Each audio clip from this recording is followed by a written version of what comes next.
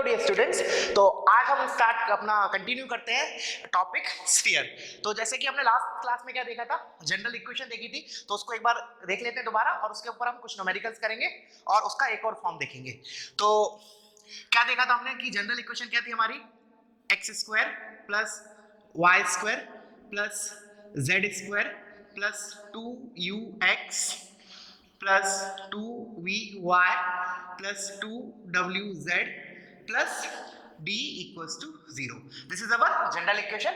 इसमें हमारा सेंटर के कोऑर्डिनेट्स क्या थे,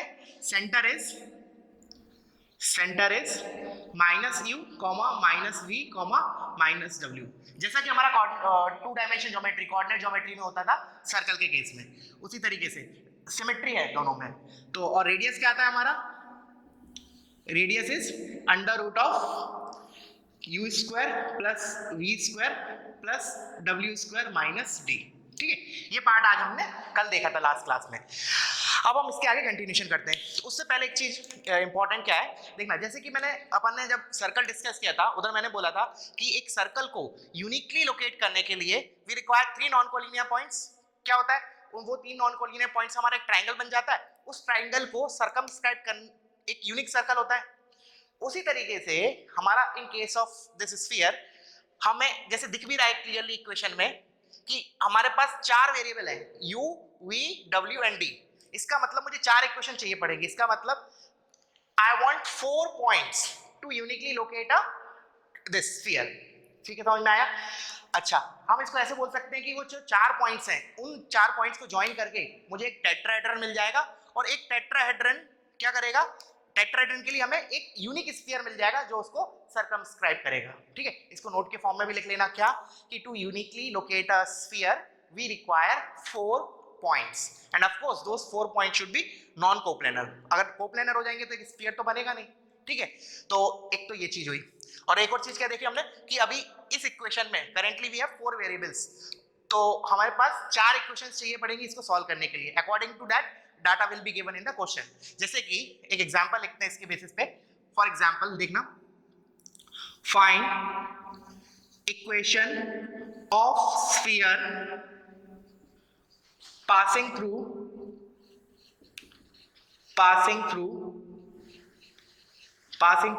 the points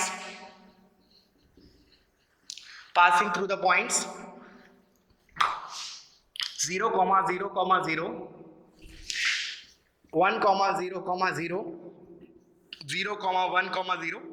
अच्छा, अगर मैंने इतना लिखा तो क्या सफिशिएंट होगा, क्या यूनिकली लोकेट होगा स्फीयर हमारा?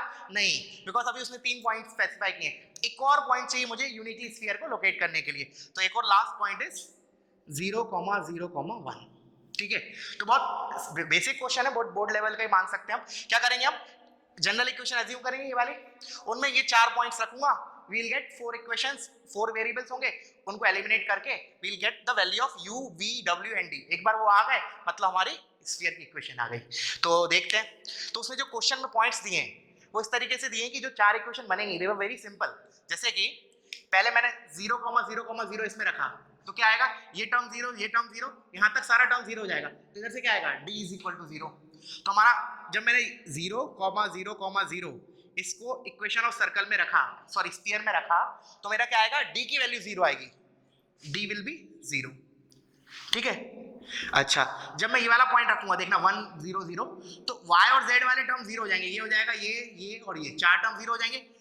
x की जगह 1 आएगा तो ये हो गया 1 प्लस ये 0, ये 0, ये 2u प्लस 2u, फिर अगेन दिस 0, ये 0 और d तो है 0, तो दिस इज इक्वल टू 0। तो u की वैल्यू कितनी आई हमारी, चलो इधर डायरेक्टली 2u की लिखते हैं, 2u इज इक्वल टू -1। अभी पता चलेगा मैं 2u क्यों लिख रहा हूँ, u क्यों नहीं लिख रहा हूँ, बिकॉज हमारी standard equation 2u directly use हो जाएगा। आई सब्स्टिट्यूट इट -1। समझ में आया? Next what I will do, I substitute the third point which is 0, 1, 0 in this equation. तो क्या आएगा हमारा, ये तो मैंने किस क्या रखा, 1, 0, 0 के करस्पॉन्डिंग ये आया, फिर मैं रखूंगा 0, 1, 0, इसके करस्पॉन्डिंग देखना, ये टर्म 0, ये 1 plus again this is 0, this is 0, this is 2v, 2 times v, again this is 0 and this is 0 already, तो this is 0, तो इधर से हमारा 2v की वैल्यू कितनी आई, -1। समझ में आया? फिर लास्ट पॉइंट ये रखते हैं, ये पॉइंट हमारा क्या है 0,0,1, तो इसको रखा, ये टर्म 0 इधर से आया 1 प्लस ये 0 इधर से 2w plus 2w equals to 0, तो इधर से 2w की वैल्यू आई हमारी -1। समझ में? अब क्या करें हम इन वैल्यूज को, जो हमारी चारों values I, these 4 values, we'll plug this value in general equation of sphere to get the equation। तो रखते हैं उसमें, तो हमारा आंसर क्या हो जाएगा x square plus y square plus z square, और 2u की जगह माइनस रखूंगा तो इधर क्या आएगा -x -y -z equals to 0। This is a required equation of sphere which is passing through these 4 non-coplanar points। समझ में आया बच्चों? तो वीडियो को पॉज करो, कॉपी करो। इस टाइप के क्वेश्चन हमने सर्कल में ऑलरेडी किए हुए हैं, ठीक है ना? उधर मैंने 2-3 तरीके से बताया था, ठीक है ना, मल्टीपल अप्रोचेस से सर्कल कैसे निकालते हैं। अभी हमने इधर ये वाला मेथड देखा, ठीक है? तो अब हम मूव करते हैं टुवर्ड्स नेक्स्ट क्वेश्चन। तुम लोग क्या करो, वीडियो को पॉज करके इसको कॉपी करो।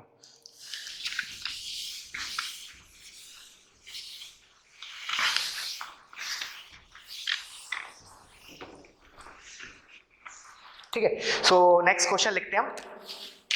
देखना क्वेश्चन, ये भी अच्छा क्वेश्चन है, देखना। Find equation of sphere, find the equation of the sphere, find the equation of the sphere which has center at origin, which has center at origin, उसे सेंटर दे दिया origin, and touches the line,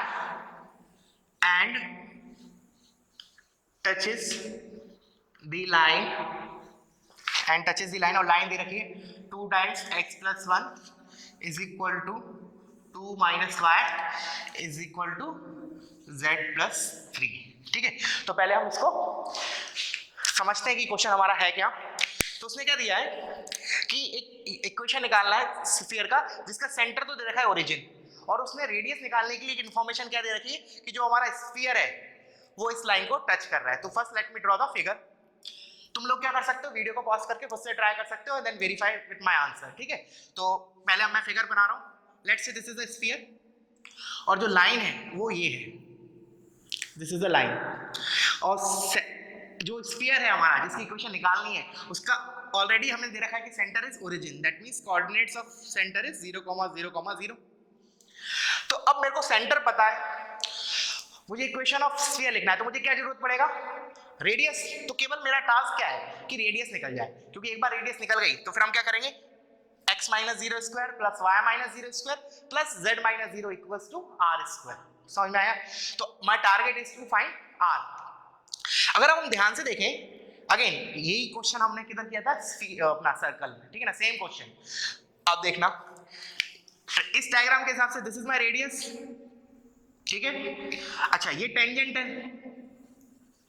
touch कर रहा है sphere को, सो this is 90 degree, this is 90 degree. Let's say इसको तो मैंने सी बोला, इसको मैंने पॉइंट ए बोल दिया। तो अगर किसी तरीके से मुझे ए के कोऑर्डिनेट्स मिल जाएं तो सी ए डिस्टेंस मिल जाएगा, and C is nothing but our radius. अच्छा, तो अब अगर ध्यान से देखें, ए है क्या basically, A is foot of perpendicular, किसका, सेंटर का, ऑन दिस लाइन। तो क्वेश्चन किस में रिड्यूस हो गया, बेसिकली हमें सेंटर से परपेंडिकुलर डिस्टेंस निकालना है इस लाइन का, वो कि जो हम किस में कवर किए अपने लाइन वाले क्वेश्चंस में, लाइन वाले टॉपिक में हमने ये क्वेश्चन किया था क्या, कि कोई लाइन है, इस पॉइंट का डिस्टेंस इससे निकालना है, ये वाला पॉइंट। तो देखो प्लेन के लिए तो रेडीमेड फॉर्मूला होता है, क्या करते हैं प्लेन के लिए, जैसे हम स्ट्रेट लाइन में करते थे ax1 plus by1 plus c upon under root of a square plus b square। Similarly we have in 3D में क्या होता है हमारा, ax1 plus by1 plus cz1 plus b upon under root of a square plus b square plus c square। वो होता है जब हम प्लेन से निकालना होता है, लेकिन लाइन के लिए मैंने निकालने के लिए एक मेथड बताया था, क्या था कि ये जो लाइन है उस पर हम जनरल पॉइंट एज्यूम करेंगे। लेट्स से वो ये वाला पॉइंट आया, ये वाला पॉइंट से निकालना है, इसका तो ऑलरेडी कोऑर्डिनेट्स दे रखे हैं हमें, इसको मैंने जनरल लैम्डा के टर्म्स में निकाल लिया, तो मुझे ये वाला वेक्टर मिल जाएगा, दिस माइनस दिस। वो क्या होगा, इस लाइन के परपेंडिकुलर होगा, तो I use this fact to find the value of lambda. तो इसका dot with this direction along line is 0 to get the value. तो एक बार लैम्डा आ गया मतलब ये कोऑर्डिनेट आ गए, और ये कोऑर्डिनेट आ गया मतलब शॉर्टेस्ट डिस्टेंस आ गया। तो वही चीज हम इधर करेंगे। क्या करेंगे हम, पहले इस लाइन को, पहला टारगेट क्या है कि इस लाइन को हम स्टैंडर्ड फॉर्म में लिख लेते हैं, उसके बाद I will assume a general point in terms of lambda on this line. तो पहले मैंने इसको स्टैंडर्ड फॉर्म में कन्वर्ट किया। अब जो हमारी स्टैंडर्ड फॉर्म है उसमें क्या होता है, x का कोफिशिएंट, y का कोफिशिएंट और z का कोफिशिएंट 1 होता है। उसके बाद हम उसको कंपेयर करते हैं, उसके बाद हम कमेंट करते हैं कि जो डिनोमिनेटर में लिखा है they are basically direction ratios of the line.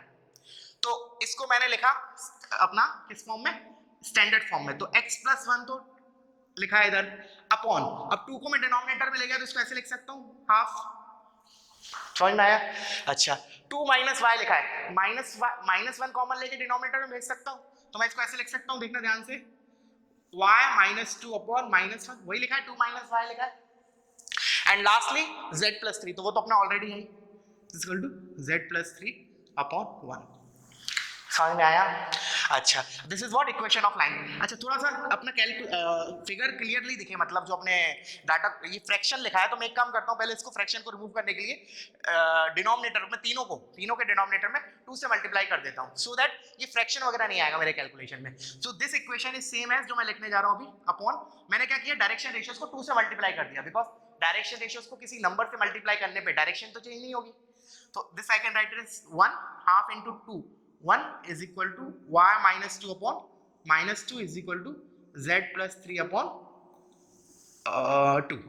ठीक है, ये हो गई हमारी इक्वेशन।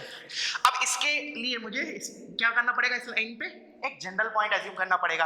तो जनरल पॉइंट क्या आ जाएगा मेरा, 1 into lambda, lambda minus 1 comma minus 2 lambda plus 2, minus 2 lambda plus 2 and lastly 2 lambda minus 3, 2 lambda minus 3। समझ में आया? This is what general point on this line. Let's say ये A है और ये मेरा C है। अब लैम्डा निकालने के लिए मैं क्या करूंगा, ये वाला पॉइंट A को डिनोट करेगा कब, किसी पर्टिकुलर वैल्यू ऑफ लैम्डा के लिए। वो कैसे निकालेंगे, क्या फैक्ट यूज करेंगे, जो AC है that is perpendicular to the line, और परपेंडिकुलर टू द लाइन ये तो लैंग्वेज फॉर्म में हो गया। मैथमेटिकली क्या करेंगे हम, जो AC वेक्टर है इसका dot with the vector along the line is 0, dot product of those two vectors. तो जो AC वेक्टर है, पहले मैं AC वेक्टर लिख लेता हूं, या CA, one and the same thing, तो मैं CA लिख रहा हूं, CA vector, position vector of A minus position vector of C, तो ये तो 0 0 है, एंड CA वेक्टर क्या हो जाएगा, lambda minus 1 I cap plus minus 2 lambda plus 2 J cap plus 2 lambda minus 3 K cap. ये क्या हो गया मेरा CA वेक्टर। और जो मेरा लाइन की डायरेक्शन है, लेट्स से उसको मैं वेक्टर B बोल रहा हूं, this is what direction of line, वो तो I cap minus 2 J cap plus 2 K cap, क्या हो जाएगा मेरा I cap minus 2 J cap plus 2 K cap. अब since CA is perpendicular to the line, इन दोनों का डॉट इक्वल्स टू 0, और उससे क्या आ जाएगा हमारा लैम्डा आ जाएगा। एक बार लैम्डा आ गया मतलब A के कोऑर्डिनेट्स आ गए, A के कोऑर्डिनेट्स आ गए मतलब CA आ गया, which is nothing but a radius of this sphere। तो सेंटर तो पता है, रेडियस पता चल जाएगा, तो इक्वेशन लिख लेंगे। तो लेट्स कैलकुलेट दिस पार्ट। तो इन दोनों का डॉट लूंगा, देखना लैम्डा माइनस 1 इंटू 1, इधर लिख रहा हूं मैं लैम्डा माइनस 1 इंटू 1, फिर होगा minus 2 lambda minus 2 into minus 2, तो minus 2 times minus 2 lambda plus 2, देख लेना कोई कैलकुलेशन मिस्टेक ना हो, plus 2 times 2 lambda minus 3 plus 2 times 2 lambda minus 3 equals to 0। क्या किया मैंने, इन दोनों वेक्टर्स का डॉट प्रोडक्ट 0 के बराबर किया। तो इधर से आया lambda minus 1 plus 4 lambda minus 4 plus 4 lambda minus 6 equals to 0। तो लैम्डा 4 लैम्डा 4 लैम्डा तो 9 लैम्डा। अच्छा माइनस 1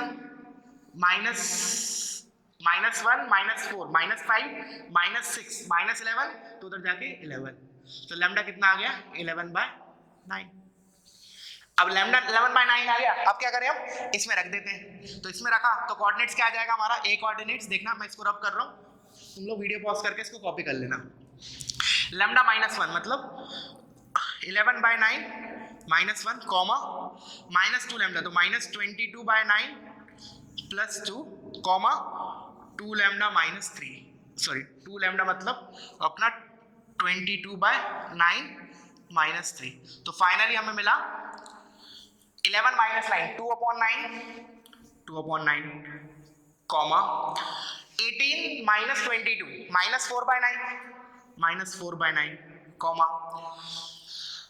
9 3 27 -27 प्लस 22 -5/9 तो ये क्या हो गया मेरा ए पॉइंट के कोऑर्डिनेट्स। नाउ क्या करें, ए और सी के बीच में डिस्टेंस फॉर्मूला लगा देते हैं, तो क्या हो जाएगा दिस -0 का स्क्वायर प्लस दिस -0 का स्क्वायर प्लस दिस -0 का स्क्वायर का होल अंडर रूट। ठीक है ना, इसके बाद तुम लोग डिस्टेंस लगा के डिस्टेंस फॉर्मूला लगा के एसी निकाल लेना which is nothing but a radius. तो समझ में आया बच्चों क्या किया, एक बार हम फास्ट गो थ्रू करते हैं। सेंटर दिया था, ये दिया था कि जो स्फीयर है हमारा रिक्वायर्ड स्फीयर वो एक लाइन को टच कर रहा है, मतलब लाइन जो है वो टेंजेंट है इसको। तो बेसिकली हमें क्या निकालना है, उस सेंटर से उस लाइन पे फुट ऑफ परपेंडिकुलर। तो बेसिकली फुट ऑफ परपेंडिकुलर निकालने का तरीका था ये एक्चुअली। ठीक है, तो वीडियो को पॉज करो, इसको कॉपी करो। Now you see other topic in this sphere. ठीक है, अच्छा अब देखना, जैसे हमने स्फीयर जब हमारा सर्कल था तो हमने एक उधर देखा था diametric form of a circle, पहले उसको थोड़ा सा देख लेते, उसके बाद we will see the sphere. क्या बोला मैंने, diametric form of a circle. उसमें क्या था, हमें जो सर्कल था उसके, let's say this is the circle, अभी मैं सर्कल का लिख रहा हूं, later I will explain for sphere. तो उसमें हमें दो पॉइंट्स हैं विच आर डायमेट्रिकली अपोजिट, इसके कोऑर्डिनेट से x1 y1 एंड इसके कोऑर्डिनेट से x2 y2। फिर हमारा रिजल्ट क्या आया था, equation of circle passing through a and b where a and b are the extremities of diameter, where a and b are the extremities of diameter. उस इक्वेशन, उस सर्कल की इक्वेशन क्या लिखते थे हम, देखना x minus x1 into y minus y1, sorry x minus x1 into x minus x2 plus y minus y1 into y minus y2 equals to 0। ठीक है, इसका डेरिवेशन हमने देखा था, दो तीन तरीके से देखा था सर्कल में, अगर याद नहीं आ रहा तो यू कैन रेफर देयर। अब हम डिस्कस करते हैं अबाउट स्फीयर। तो स्फीयर में क्या होगा, हमारा केवल एक कोऑर्डिनेट ऐड हो जाएगा। क्या हो जाएगा, इंस्टेड ऑफ टू कोऑर्डिनेट हमारा एक और कोऑर्डिनेट ऐड हो जाएगा, एक और component, that is z component. तो क्या टॉपिक क्या लिखोगे तुम, diametric form of a sphere, जिसमें हमें पहले मैं वेक्टर फॉर्म में निकालता हूं इक्वेशन, उसके बाद I will see in Cartesian form. तो वेक्टर फॉर्म के लिए कोऑर्डिनेट की जगह हमारा क्या टर्म यूज होगा, पोजीशन वेक्टर। तो मुझे दो पॉइंट दिए होंगे, उनका पोजीशन वेक्टर दिया होगा, लेट्स से इसका पोजीशन वेक्टर इज a, इसका पोजीशन वेक्टर इज b। क्या बोला मैंने, a and b are the two points having position vector small a and small b where a and b are the extremities of diameter of this sphere. समझ में आया। अच्छा अब मैं derivation कैसे करूं, डेरिवेशन करने के लिए मुझे क्या चाहिए, एक पहले तो मैं इस स्फीयर पे एक जनरल पॉइंट मानूंगा, तो let's say this is the general point capital R, उसका पोजीशन वेक्टर मान लिया मैंने स्मॉल r। तो अगेन इक्वेशन लिखना मतलब मुझे R, A और B में एक ऐसा रिलेशन चाहिए जो कि सेटिस्फाइड हो only by the points on the curve which is sphere here. तो इस फैक्ट, अब क्या फैक्ट यूज करें हम, जैसा कि हमने सर्कल में भी किया था कि ये वाला जो एंगल होगा, देखना ध्यान से, this angle will be 90 degree. जैसे angle in a semi circle 90 होता है, वैसे angle in a semi hemisphere is also 90 degree. So देखना ये 90 डिग्री है, मुझे वेक्टर फॉर्म में इक्वेशन लिखना है, तो क्या फैक्ट यूज करूं, इसका डॉट इसका इज 0, क्योंकि अगर इस सर्कल स्फीयर पे लाई करेगा तभी ये दोनों वेक्टर्स परपेंडिकुलर होंगे, नहीं तो नहीं होंगे। तो ये एक यूनिक आइडेंटिटी मिल गई मुझे इस वो पॉइंट्स की जो स्फीयर पे लाई कर रहे हैं, कि अगर वो पॉइंट स्फीयर पे लाई करेगा तो पक्का ये दोनों परपेंडिकुलर होंगे, अगर वो पॉइंट स्फीयर पे लाई नहीं कर रहा होगा तो ये दोनों 90 डिग्री नहीं बनाएंगे। Hence this fact I will use to write a unique relation between R, A and B। देखते हैं क्या है, मैंने क्या लिखा, AR is perpendicular to BR, लिख लेना इसको, BR only if R lies on sphere. ठीक है, और इसको लिख भी लेना, क्या A और B क्या है हमारे position vectors of extremities of diameter of sphere. ठीक है, इसको तुम लिख लेना, मैं लिख नहीं रहा हूं, क्या एक बार और, A and B, small a vector and small b vector are position vectors of extremities of diameter. ठीक है, अच्छा अब इस फैक्ट को मैं यूज करूंगा अपना इक्वेशन लिखने के लिए। तो क्या लिखूं मैं, अगर दो वेक्टर्स परपेंडिकुलर है तो उनका डॉट प्रोडक्ट इज 0, तो AR dot with B R equals to 0, this is B R, ठीक है। अच्छा अब ए आर वेक्टर क्या होगा, अच्छा ए आर लिखो चाहे आर ए लिखो फर्क नहीं पड़ेगा, तो हम क्या लिखते हैं, चलो ए आर ही रहने देते, कोई दिक्कत नहीं है। तो इधर से क्या हो जाएगा, A R vector are position vector of R minus position vector of A, तो ये हो जाएगा R minus A dot with R minus B, this is equal to 0 and this is nothing but equation of this sphere in vector form. बहुत छोटा सा derivation था, ठीक है ना। ए और बी क्या है हमारे एक्सट्रीमिटीज के position vector, extremities of diameter के, r minus A dot r minus b equals to 0, has this equation in vector form. समझ में आया? तो वीडियो को पॉज करो, इसको कॉपी करो। अब मैं मूव करता हूं टुवर्ड्स कार्टेशियन इक्वेशन, जो हमारी इक्वेशन आने वाली है एकदम विज़िबल टू किसके, इक्वेशन ऑफ सर्कल, जो हम कोऑर्डिनेट ज्योमेट्री में पढ़े थे। तो अब मैं कर रहा हूं इसको कन्वर्ट कार्टेशियन में। तो जैसा कि तुम्हें बोला है, कार्टेशियन में कन्वर्ट करने के लिए क्या करते हैं हम, जो वेरिएबल पॉइंट है r उसको लिखते हैं xi plus yj plus zk, और a और b की जगह क्या बोला, क्या दिया होगा, पोजीशन वेक्टर की जगह कोऑर्डिनेट्स बोल दिए होंगे। तो मैं बोल रहा हूं कि वेक्टर a के पोजीशन के corresponding coordinate is x1 y1 z1 and b के corresponding is x2 y2 z2, ठीक है। मैंने क्या बोला, पोजीशन वेक्टर के करस्पॉन्डिंग हमारा कार्टेशियन में क्या हो जाएगा, कोऑर्डिनेट्स। तो मैंने मान लिया a के coordinate is x1 y1 z1 and b के इज x2 y2 z2। तो अब इन वैल्यूज को आई प्लग हियर, तो करते हैं इसको। तो r की जगह मैं लिखूंगा xi plus yj plus zk cap, this minus vector a की जगह क्या आएगा, x1 i cap plus y1 j cap plus z1 k cap, ये तो हो गया हमारा पहला ब्रैकेट r माइनस ए, इसका डॉट दूसरा ब्रैकेट लिख लेना तुम लोग, क्या लिखोगे, ये तो ये का ये इधर आ जाएगा, चलो लिख ही लेते हैं xi plus yj plus zk cap, this minus b, और b के लिए क्या आ जाएगा x2i cap plus y2 j cap plus z2 k cap, this is equal to 0। अब देखना, तो इधर i का कोफिशिएंट क्या है, x माइनस x1, जब मैं इधर डॉट लूंगा तो क्या आएगा, इसका i का कंपोनेंट इनटू इसका i का कंपोनेंट, तो इधर तो है x माइनस x1, इधर क्या है x माइनस x2, तो मेरा क्या आ गया x minus x1 into x minus x2 plus, फिर इधर j का कोफिशिएंट y माइनस y1, इधर y माइनस y2, तो क्या आ जाएगा मेरा y minus y1 into y minus y2 and lastly k का कंपोनेंट इधर क्या आएगा z minus z1 into z minus z2 equals to 0। तो you can see यहाँ तक जो पार्ट है ये तो ऑलरेडी हम सर्कल में पढ़े हुए हैं, भाई इधर क्या हो गया, एक ये वाला पार्ट एक्स्ट्रा आ गया, ठीक है। So it is easy to memorise, क्योंकि हम उधर ऑलरेडी याद कर चुके हैं इस चीज को, ठीक है। तो इस फॉर्म को तुम लोग याद रखना, ये हमारा बहुत यूज होगा as compare to this will be more used. समझ में आया? तो वीडियो को पॉज करो, कॉपी करो। अब हम कुछ इलस्ट्रेशंस देखते हैं स्फीयर के ऊपर, ठीक है। और आज तुम क्या करना, जो DPP2 था, जैसा कि मैंने तुम्हें व्हाट्सएप में भी ग्रुप में डाला था, उसमें जो DPP2 है that is based on planes as well as spheres. तो मैंने उस टाइम बोला था कि स्फीयर के क्वेश्चन तुम अभी के लिए छोड़ सकते हो, जब कंप्लीट होगा तब कर लेना। So now you should be after this lecture you should be able to solve that those questions also, ठीक है। तो आज के आज DPP2 में जो स्फीयर के क्वेश्चंस तुम्हारे छूट गए थे या तुमने नहीं किए होंगे, वो आज के आज अटेम्प्ट कर लेना, ठीक है। और कोई भी डाउट हो तुम you can ask me on WhatsApp. तो हम मूव करते हैं टुवर्ड्स नेक्स्ट क्वेश्चन। तो नेक्स्ट क्वेश्चन लिखो। तो पहले एक बहुत basic question, find equation of sphere described on the joints of A and B, find the equation of the sphere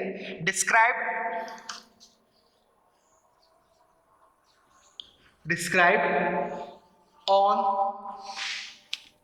A comma B as diameter where A and B having position vectors of A and B are देखना ए और B के position vector दे रखे हैं 2 6 minus 7, 2 आई cap 6 जे cap minus 7 के cap, comma और B के दे रखे हैं -2 4 -3, -2 4 -3, तो ये हो गया -2 आई कैप 4 जे कैप -3 के कैप। ठीक है, now we have to find the equation of sphere, also we have to find centre and radius of that sphere. तो ये तो बहुत बेसिक क्वेश्चन हो गया, बोर्ड लेवल का, entry level question for this particular category, but उसके लिए हमें फॉर्मूला तो याद होना चाहिए। तो इसको देखते हैं क्या है, डायमेट्रिकली पहले देख लेते हैं, और जरूरी नहीं जो हमने स्टैंडर्ड इक्वेशन लिखी उसी से करें, हम इसको उसके अलावा भी किसी और तरीके से भी कर सकते हैं, वो भी हम देख लेते हैं।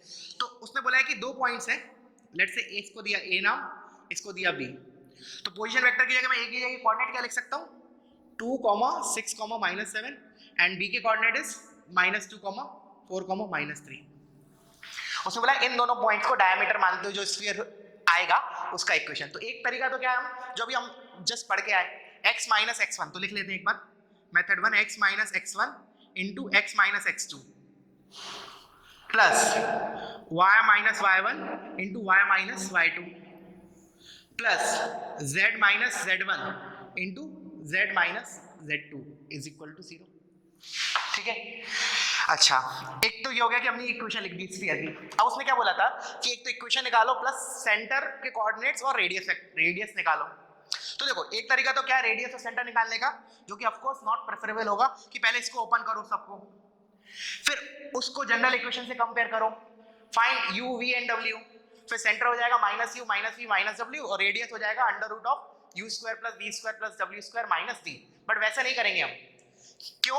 क्योंकि अगर ये दोनों पॉइंट्स दे रखे हैं तो सेंटर तो डायरेक्टली हम बोलेंगे इन दोनों का मिड पॉइंट, तो डायरेक्टली बोल सकते हैं 2 - 2 अपॉन 2 इज 0, तो x कोऑर्डिनेट 0 आएगा। 6 + 4 10 divide by 2 5, -7 -3 -10 upon 2 -5, hence this is what coordinate of centre. और एक बार सेंटर के कोऑर्डिनेट आ गए तो बस इन दोनों के बीच में distance is nothing but radius, या फिर ऐसे भी कर सकते थे रेडियस निकालने के लिए ए और बी का डिस्टेंस निकाल के उसका आधा कर देते। समझ में आया? तो ये इक्वेशन लिखने के लिए ठीक है, बट अगर रेडियस और सेंटर की बात होती तो हम इतना लंबा मेथड नहीं करेंगे, ठीक है ना। वील डायरेक्टली से ए और बी का mid point is nothing but a centre and distance between A B is twice of radius या फिर इक्वल्स टू द डायमीटर। समझ में आया? अच्छा, कुछ लोग ऐसे भी कर सकते हैं इसको कि पहले वो सेंटर निकाल लें और रेडियस निकाल लें, उसके बाद जैसे मान लो सेंटर जैसे भी हमारा क्या आया 0, 5, -5 ये आया, और फिर रेडियस आ जाएगा कुछ तो आया, लेट्स से 5 आया, तो क्या करेंगे दूसरा मेथड क्या होगा x - 0 का स्क्वायर प्लस y - 5 का स्क्वायर प्लस z + 5 का square equals to r square.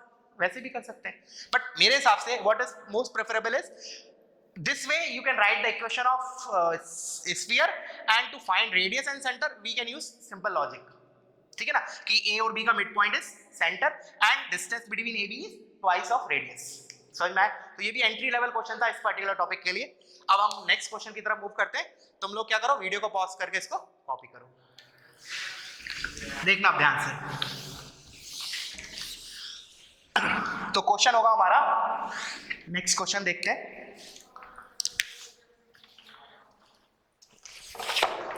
चलो नेक्स्ट क्वेश्चन लिखो। चलो एक और क्वेश्चन है, ये भी अच्छा क्वेश्चन है, और इस पर्टिकुलर मतलब इस टाइप का क्वेश्चन पहले भी जेईई में पूछा गया है, तो लिख लेते हैं हम। Find radius of the circular section find radius of the circular section in which the sphere mod r equals to 5 is cut by the plane r dot I cap plus j cap plus k cap equals to 3√3। ठीक है ना, बहुत ही अच्छा question है actually ये, ठीक है, इसको हम देखते हैं। तो पहले क्या करो, खुद से एक बार ट्राई कर सकते हो वीडियो पॉज करके, मैं इसको डिस्कस करने जा रहा हूं। तो इसने क्या बोला है कि एक तो पहले स्फीयर है, पहले मैं डायग्राम बना लेता हूं। Let's say this is a sphere, ठीक है।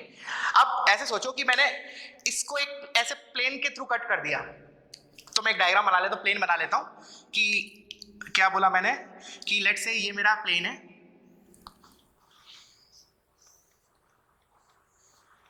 ठीक है। थोड़ा सा विजुलाइज करना इसको, it needs little bit of visualisation, ठीक है। लेट्स से ये मेरा प्लेन है, दिस इज द सेंटर। तो इसको विजुलाइज करके देखो, अगर मैंने एक स्फीयर है उसको एक ऐसे हॉरिजॉन्टल प्लेन से कट किया, तो when you will see the top view, तो क्या होगा, एक सर्कुलर सेक्शन आएगा। So that circular section is nothing but this part, actually this will be a circular section. ये जो आएगा part, this will B circular section. थोड़ा सा विजुलाइजेशन लगेगा कि एक स्फीयर है, उसको मैंने ऐसे हॉरिजॉन्टल प्लेन से कट किया, तो जो टॉप पे एक पार्ट आएगा ना, that will be a circle. उस सर्कल का रेडियस पूछ रहा है, क्या बोल रहा है, find radius of the circular section in which this sphere दे रखा है mod r equals to 5 is cut by this plane, ठीक है। तो अच्छा, उससे पहले अब जो mod r equals to 5 है, ये हमारा क्या है, दिस इज व्हाट स्फीयर। कैसे आया ये मॉडल, अगर मैं देखो मेरा प्रेफरेंस क्या है कि जब भी हम जैसे मेरा प्रायोरिटी है कि अगर 3D में क्वेश्चन आता है तो I will convert it into Cartesian, vector से कार्टेशियन, तब ज्यादा बेटर विजुलाइजेशन हो पाता है। क्योंकि हमने क्या है, ऑलरेडी हम कोऑर्डिनेट ज्योमेट्री पढ़ के आ गए, तो इसके जो फॉर्मूले हैं वो काफी कुछ उससे मिलते जुलते हैं, तो हमें जल्दी क्लिक होता है। तो क्या होगा, जैसे अभी बहुत से लोगों को क्लिक नहीं कर रहा होगा, हालांकि इसको भी जैसे मैं अगर समझाना चाहूँ तो कैसे बोलूंगा, mod of r minus 0 equals to 5, ठीक है ना। तो इसको कैसे रीड करूंगा, r एक ऐसा पॉइंट है जिसका 0 से डिस्टेंस कांस्टेंट है which is 5, hence r lies on a sphere having center 0 and radius 5 units। या फिर इसको याद होगा तुम्हें, हमने कॉम्प्लेक्स नंबर में पढ़ा था mod z is equal to 5, उधर भी हम उधर सर्कल आता है, this is a complex number, मतलब this is a equation of circle such that distance of those points from the origin is 5। तो उसी के तरीके से लिखा है। बट अगर मान लो फिर भी किसी को क्लिक नहीं कर रहा हो, तो क्या करो, x के क्या लिखो, सॉरी कार्टेशियन में कन्वर्ट करने के लिए वेक्टर r को लो x i cap plus y j cap plus z k cap. तो when you will put it here x i plus y j plus z k, तो क्या आएगा, under root of x square plus y square plus z square equals to 5। तो उसको squaring करूंगा तो क्या आएगा, x square plus y square plus z square equals to 25। now this is nothing but a equation of sphere having center 0 0 0 and radius 5 units। समझ में आया। तो हम देख लेते हैं, तो अब ये हो गया, हम इसमें लगा दिया मैंने, सेंटर इज 0 0 0। अब सुनना ध्यान से, अब मेरे को क्या करना है, जो उस सर्कुलर सेक्शन में कट किया उस सर्कुलर सेक्शन की रेडियस, तो basically I want this thing, let's say इसको मैंने बोला कैपिटल R, ठीक है। अच्छा, अब क्या करें हम, अब एक तो मुझे क्या फैक्ट यूज करना है, एक तो कि अपना जो स्फीयर है उसका रेडियस 5 यूनिट्स है, तो दिस डिस्टेंस इज 5 यूनिट्स, ये मेरा 5 है, ठीक है। अच्छा, तो किसी तरीके से मुझे अगर ये मिल गया तो I can use Pythagoras theorem to calculate capital R। अच्छा, अब ध्यान से देखो, ये जो है, ये लेट्स से इसको नामकरण कर देते हैं इसका, let's say this is C, this is point A। तो जो CA है अगर वो मिल जाए तो मेरा R आ जाएगा इस right angle triangle Pythagoras theorem लगा के। तो CA बेसिकली है क्या, सेंटर से इस प्लेन का परपेंडिकुलर डिस्टेंस। दोबारा CA क्या है, लिख लो, CA is perpendicular distance of centre from plane. तो वो तो हमें पता है, रेडीमेड फॉर्मूला है, बट उसके लिए हमें क्या करना है, पहले हम इसको कार्टेशियन में लिख लेते हैं, सो दैट हम वही वाला फॉर्मूला लगाएंगे जो हम 2 डायमेंशन में पढ़ते हैं, कोऑर्डिनेट ज्योमेट्री में पढ़ते हैं। तो अगर मैं इसको पहले मैंने अगर उसमें कन्वर्ट किया, किसमें, कार्टेशियन में, तो क्या हो जाएगा, कैसे करते हैं, r की जगह क्या लिखते हैं, xi plus yj plus zk। तो जब रखोगे तो क्या आएगा, x into 1 x plus y into 1 y plus z into 1 z equals to 3√3। तुरंत कन्वर्जन होना चाहिए, जैसे मैंने पहले ही बोला है, vector to 3D to vector, we should be very fast, ठीक है। अब क्या करें, हम ओरिजिन से इसका डिस्टेंस निकाल लेते हैं, वो तो बहुत ही छोटा, मतलब बहुत ही आसान है। क्या होता है, इस कोऑर्डिनेट को इसमें रखते हैं, तो यह आया 0 plus 0 plus 0 minus 3√3 upon under root of 1 square plus 1 square plus 1 square, इसका magnitude is nothing but AC। या सी ए बोलो या ए सी, ठीक है। तो दिख रहा है ये क्या हो जाएगा, 0 0 ये तो खत्म, माइनस तो वैसे खत्म मॉड के कारण, ये √3 और ये √3 कैंसिल, तो AC कितना आ गया हमारा इधर से 3, तो AC इज 3। तो अब ये तो एक अच्छा फिगर आ गया, मतलब ट्रिपलेट्स अच्छे हैं ये, 5 ये है 3 ये है, तो R क्या हो जाएगा √5² - 3² मतलब √16, हेंस R विल बी 4। तो एक अच्छा क्वेश्चन है ये, और इसके ऊपर जेई में ही पहले क्वेश्चन आ चुका है, इवन इन एडवांस, ठीक है ना, मेंस में तो आया ही आया है, एडवांस में भी इस टाइप का क्वेश्चन आया है, ठीक है ना, कि एक प्लेन है वो स्फीयर को कट करता है, तो जो क्रॉस सेक्शन बनेगा that will be a circle of radius dash units, ठीक है। तो एक बार और देख लेते हैं क्या किया हमने, सेंटर ऑफ स्फीयर से उस प्लेन का डिस्टेंस निकालना, वो आया 3, स्फीयर का रेडियस पता है 5, तो पाइथागोरस थ्योरम लगा के 5² - 3² व्हिच इज 4², उसका under root is the radius of that circular section. Clear है बच्चों, ठीक है। तो वीडियो को पॉज करो, कॉपी करो, I will jump towards next question.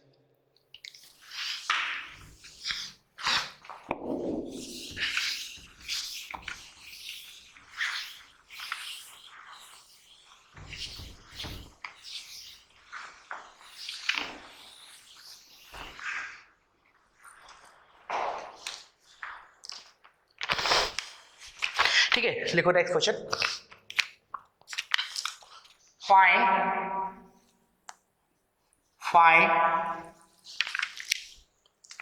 equation of sphere, find equation of sphere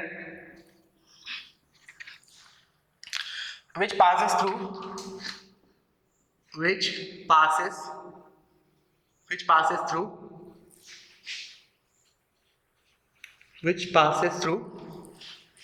देखना, वो 3 पॉइंट्स रखे 1 0 0, 0 1 0 and 0 0 1 and has radius as small as possible and has radius as small as possible, ठीक है ना। ये भी एक अच्छा क्वेश्चन है, देखना इसमें। तो again you can try on your own, video को पॉज करो, मैं इसका सॉल्यूशन डिस्कस करने जा रहा हूँ। तो देखो, अभी कुछ देर पहले और हमने एक स्फीयर का क्वेश्चन किया था, उसमें इसी टाइप के कोऑर्डिनेट्स दे रखे थे, बट उधर एक और कोऑर्डिनेट दे रखा था।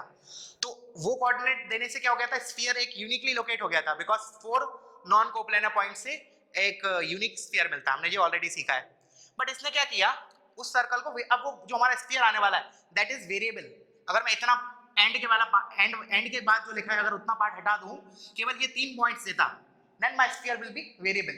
अब उसने बोला है कि उन सारे इनफाइनाइट स्फीयर में से कौन सा इनफाइनाइट स्फीयर जो इन 3 पॉइंट से पास कर रहा है, देखना ध्यान से सुनना क्वेश्चन, मैंने बोला there will be infinite sphere passing through these 3 points, ठीक है ना, क्योंकि यूनिकली लोकेट करने के लिए तो 4 चाहिए पड़ते हैं, बट इधर 3 दिए हैं, तो इसका मतलब इनफाइनाइट होंगे। अब उन इनफाइनाइट स्फीयर में से जो सबसे छोटा स्फीयर होगा वो निकालना है मुझे। क्या लिखा है, find equation of sphere which passing through these 3 point and has a radius as small as possible. उन दो इनफाइनाइट स्फीयर में से जो सबसे छोटा स्फीयर होगा, सबसे छोटी रेडियस वाला, उसकी इक्वेशन निकालनी है। तो स्टार्ट करते हैं। तो पहले जनरल इक्वेशन मान लिया स्फीयर का, तो x² plus y² plus z² plus 2ux plus 2vy plus 2wz plus d equals to 0, ठीक है। अच्छा, सब्स्टिट्यूट करते हैं, पहले ये वाला कोऑर्डिनेट रखा, तो इधर आएगा 1, ये 0 प्लस 2u, ये 0 प्लस d इक्वल्स टू 0। तो इधर से मेरा u कितना आ गया, u कितना आया d, अच्छा इधर गया d, माइनस भी उधर गया, तो minus of d plus 1 whole divide by 2, ठीक है। अच्छा, अब बाकी सिमेट्री से भी बोल सकते हैं, नहीं तो तुम क्या करो, रख के देखो, अगर 0 1 0 इसमें रखूंगा तो ये चीज 0 इधर 1 आएगा, इधर 0 ये 0, इधर 2v, इधर 0 इधर d, तो यही चीज आएगी, बस 2u की जगह क्या आएगा 2v आएगा।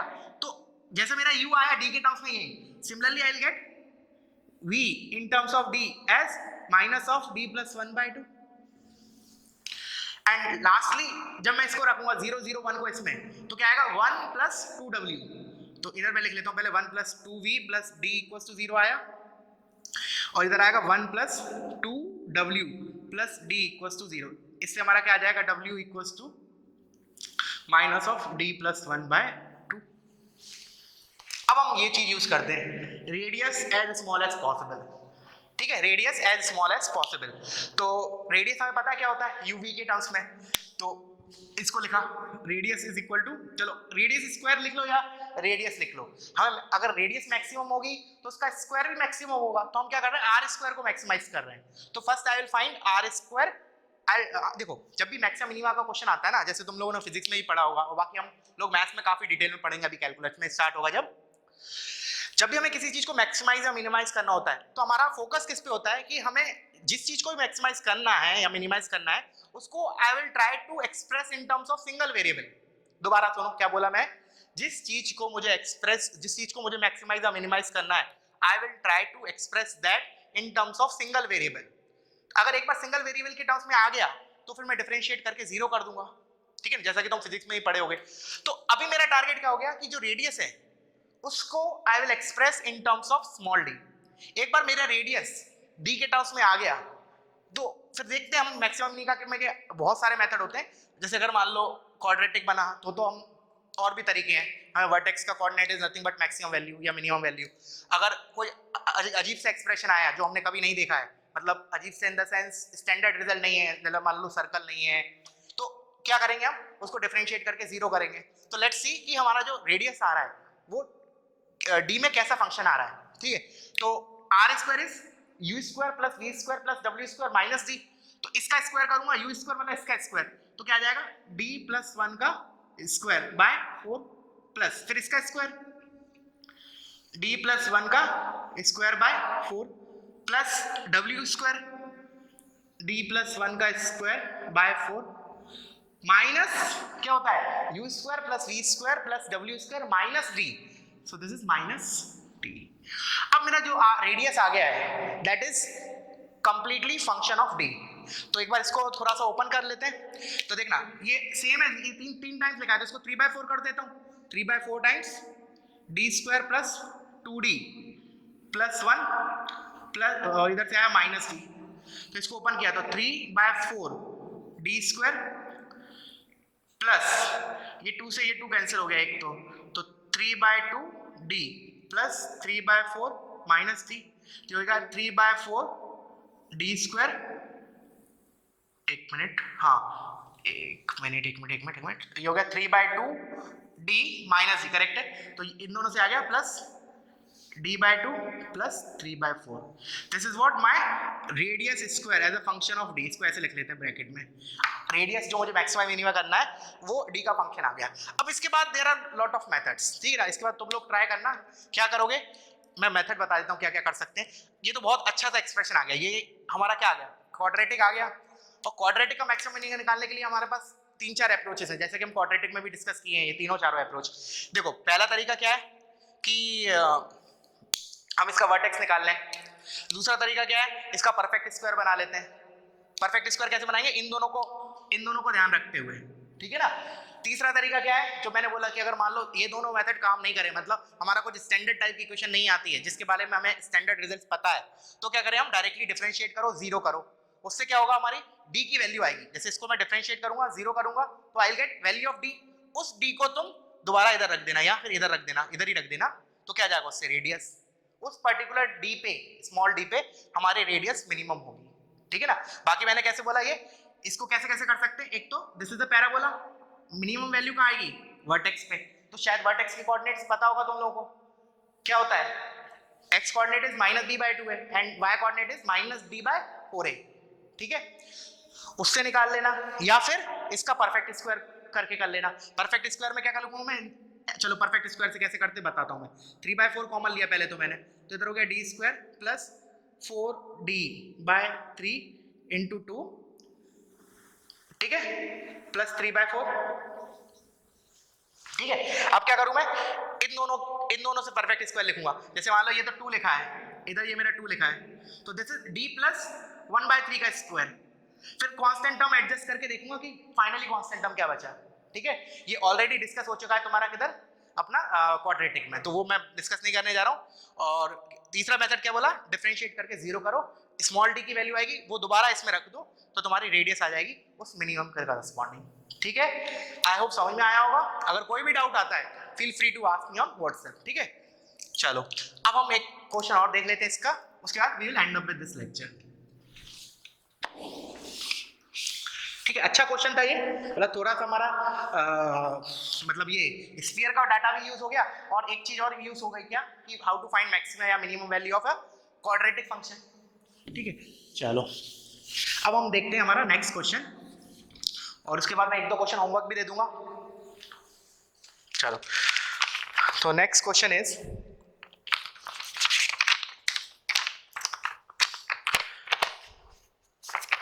लिखो अ स्फीयर ऑफ कांस्टेंट रेडियस के, ये भी अच्छा क्वेश्चन है, इसको अपने से ट्राई करना पहले लेक्चर सुनने के पहले। अ स्फीयर ऑफ कांस्टेंट रेडियस के passes through origin, passes through origin, and meets axes मतलब x axis, y axis and z axis at a comma b comma c respectively मतलब x एक्सिस पे a को, y axis पे b पे and z axis पे c पे। then prove that centroid of triangle ABC,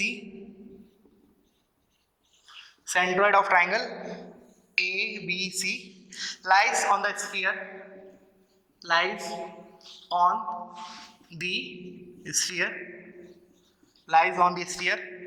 9 times x square plus y square plus z square equals to 4k square। ठीक है, चलो तो एक बार क्या करो, तुम लोग खुद से ट्राई करो वीडियो पॉज करके, मैं इसका सॉल्यूशन डिस्कस करता हूँ। चलो अच्छा, अब इसने क्या बोला है कि एक स्फीयर है, उसके बारे में उसने देखा है कि इसका रेडियस तो कांस्टेंट है k के बराबर, and which passes through origin. तो दो चीजें फिक्स है, एक तो रेडियस उसका फिक्स है और वो ओरिजिन से पास कर रहा है, बट बाकी वेरिएबिलिटी के कारण वो क्या कर रहा है, एक्सिस को तीन जगह कट कर रहा है, ए बी एंड सी पे रिस्पेक्टिवली। उसने बोला है prove that the centroid of triangle ABC lies on this sphere. तो जो ट्रायंगल जो एबीसी पे कट कर रहा है उससे एक ट्रायंगल बनेगा एबीसी, उसका सेंट्रोइड का लोकस पूछा है बेसिकली। ध्यान से पढ़ो क्या है, prove that the centroid of triangle ABC lies on this sphere. तो ये क्या है बेसिकली, ये ट्रायंगल के सेंट्रोइड का लोकस, ट्रायंगल के सेंट्रोइड का लोकस। ठीक है, अच्छा जैसे अभी तो देखो इसने प्रूफ दैट में दिया है, इसको हम ऑब्जेक्टिव क्वेश्चन भी बना सकते हैं, ठीक है, या फिर सब्जेक्टिव क्वेश्चन भी बना सकते हैं। कैसे बनाएंगे, जैसे मूल्य ऑब्जेक्टिव बनाना है तो क्या बोलूंगा, then centroid of triangle ABC lies on the curve dash. क्या बोला, centroid of the triangle ABC lies on the curve dash. तो फिर हमें उधर लिखना पड़ेगा, ऑप्शन होगा स्फीयर, टेट्राहेड्रन वगैरह कुछ होगा, तो हमारा आंसर विल बी स्फीयर। या फिर इंटीजर टाइप बन जाएगा, इधर से 4 हटा देगा, इधर लैम्डा डाल देगा, then what is the lambda. समझ में आया। तो अभी तो मैंने प्रूव दैट के फॉर्म में लिखा है, but it may be asked in a integer type as well as single correct answer. तो हम स्टार्ट करते हैं इसका solution. A sphere of constant radius के पासेस थ्रू ओरिजिन। तो सुनना, अब जब मैंने इक्वेशन लिखा x square plus Y square plus z square, अभी मैं पहले इसका यूज कर लेता हूँ ओरिजिन का। तो मुझे पता है कि अगर सर्कल ओरिजिन से पास करता है, जैसे हम कोऑर्डिनेट ज्योमेट्री में पढ़ते थे, तो c 0 होता था जो हम जनरल इक्वेशन में, x square plus Y square plus z sorry x square plus Y square plus 2gx plus 2fy plus c is equal to 0 है। अगर वो ओरिजिन से पास करता है तो हम क्या करते हैं, ओरिजिन उसमें रखते हैं, तो उससे c की वैल्यू 0 आती है। तो इधर क्या होगा, मैं ओरिजिन को जनरल फॉर्म ऑफ स्फीयर में रखूंगा, तो जो कांस्टेंट पार्ट है d वो 0 आ जाएगा। तो directly I am writing it equation of sphere as plus 2ux plus 2vy plus 2wz plus d is equal to 0 लिखता, लेकिन मैं इसका फैक्ट का यूज कर लेता हूँ, ओरिजिन से पास कर रहा है तो मैंने वो चीज ऑलरेडी इनकॉर्पोरेट हो जाएगी। अब अगर मैंने इतना लिखा, दिस मींस कि this is circle is passing through origin, तो मैं को इसको दोबारा इसमें 0 सब्स्टिट्यूट करके नहीं रखूंगा। ठीक है, तो this is a equation of circle which is passing through origin. अब देखना ध्यान से, क्या बोला उसने कि ये जो स्फीयर है वो कोऑर्डिनेट एक्सिस x एक्सिस को a पे कट कर रहा है, तो a के कोऑर्डिनेट्स निकाल लेते हैं हम। यू वी डब्ल्यू के टर्म्स में। तो मैंने बोला ए के कोऑर्डिनेट्स निकाल रहा हूं मैं, ध्यान से देखना, ए के कोऑर्डिनेट्स निकाल रहा हूं। ए क्या है, एक्स एक्सिस पे लाई कर रहा है, तो उसमें y और z जीरो होगा। तो देखना इधर से तो आया एक्स स्क्वायर, चलो मैं क्या कर रहा हूँ ए के लिए कैलकुलेट कर रहा हूँ, तो इधर से आया एक्स स्क्वायर, ये जीरो, इधर से 2ux, इधर से ये जीरो, इधर से जीरो, तो ये आ गया जीरो। क्या मैंने बोला कि मेरे को निकालना ए के कोऑर्डिनेट्स, तो ए के कोऑर्डिनेट्स निकालने के लिए क्या किया, y और z को जीरो किया। क्यों, क्योंकि ए जो है हमारा एक्स एक्सिस पे लाई कर रहा है, तो इधर से मेरा x की वैल्यू कितनी आई, x is equal to -2u। ठीक है, तो a के कोऑर्डिनेट्स क्या हो गए, a के कोऑर्डिनेट्स क्या हो गए, -2u, 0, 0। समझ में आया? अच्छा, अब सिमिलरली जब मैं b का निकालूंगा तो सिमेट्री से क्या बोलूंगा, या तो तुम रख के देखो, क्या रखोगे, b का कोऑर्डिनेट निकालने के लिए x और z को जीरो पुट करोगे, तो you'll get y² plus 2vy equals to 0। इधर से मेरा b के कोऑर्डिनेट्स क्या आ जाएंगे, 0, -2v, 0। And lastly when I will put coordinates of c, तो मेरा z² प्लस 2uv हो गया, z इक्वल्स टू 0 आएगा। तो इधर से मेरे c के कोऑर्डिनेट्स क्या आ जाएंगे, 0, 0, uv, तो -2w। ठीक है, अब मैं वो फैक्ट यूज करूंगा, क्या, अब मैं जैसे कि मैंने जब बताया था, जब भी हम लोकस करते हैं तो जिस पॉइंट का लोकस निकालना होता है तो हम क्या अज्यूम करते थे कोऑर्डिनेट ज्योमेट्री में h, k, तो बट ऑलरेडी इधर k तो यूज हो चुका है, तो जिससे कंफ्यूजन ना हो मैं कुछ और वेरिएबल मान लेता हूं। तो let say let locus of centroid is, मैंने दूसरा वेरिएबल मान लिया अल्फा, बीटा, गामा। तो अब क्या चाहिए मुझे, जैसे उधर क्या बोलता था मैं कि h और k में हमें एक रिलेशन मिल जाए फाइनली, और फिर हम क्या करेंगे, h को x से, k को y से रिप्लेस करेंगे। अब इधर मेरा टारगेट क्या हो गया कि I want the relation between alpha, beta and gamma, then afterwards I will replace alpha with x, beta with y and gamma with z। ठीक है, अब देखते हैं हम, तो ये हो गया मेरा जिस पॉइंट का लोकस निकालना अल्फा, बीटा, गामा। अब मेरे को क्या करना है, इसमें क्या दिया है, सेंट्रोइड ऑफ ट्राइंगल एबीसी। तो अब हम इनमें रिलेशन देखते हैं, तो सेंट्रोइड क्या होगा एबीसी ऑफ ट्राइंगल का, देखना -2u प्लस 0/3, तो क्या आएगा -2u/3, this is what centroid, comma, ध्यान से देखना 0 -2v प्लस 0/3, तो -2v/3 and lastly -2w/3, this is what centroid of triangle ABC. पहले हमने क्या किया, ए बी सी के कोऑर्डिनेट्स निकाले यू वी डब्ल्यू के टर्म्स में, फिर ये सेंट्रोइड आ गया। अब हम क्या करेंगे, इसको और इसको इक्वेट करेंगे,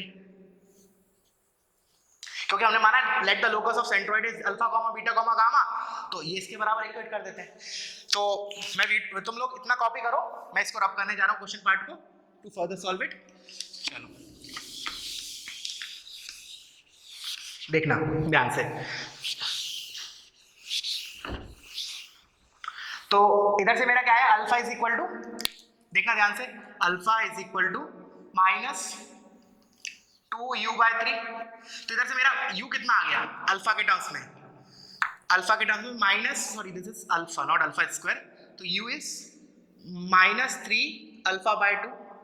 सिमिलरली बीटा क्या आ जाएगा मेरा, -2v/3, 2v/3, this is u। ठीक है, अच्छा, तो इधर से मेरा v कितना आ गया, -3 बीटा/2 and lastly gamma is -2w/3, तो इधर से मेरा w कितना आ गया, -3 गामा/2।